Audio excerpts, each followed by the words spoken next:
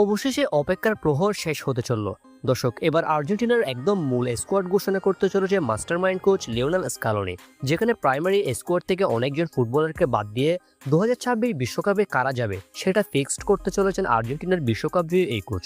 প্রাথমিক স্কোয়াড থেকে একেবারে ফাইনাল স্কোয়াড ঘোষণা করতে চলেছে।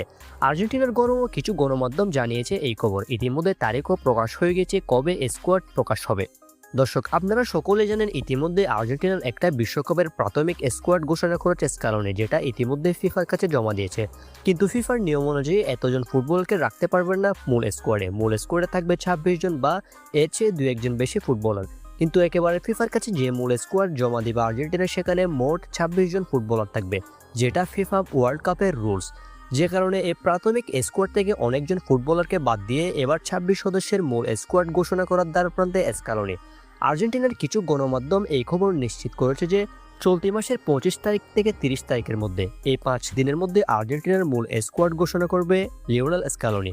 কেননা 1 তারিখ আর্জেন্টিনা বিশ্বকাপের অনুশীলনের জন্য আমেরিকায় পাড়ি জমাবে, যে কারণে এর আগেই বিশ্বকাপের স্কোয়াড ঘোষণা করবে। অর্থাৎ চলতি মাসের 25 থেকে 30 তারিখের মধ্যে ফাইনাল স্কোয়াড আমরা দেখতে পাবো।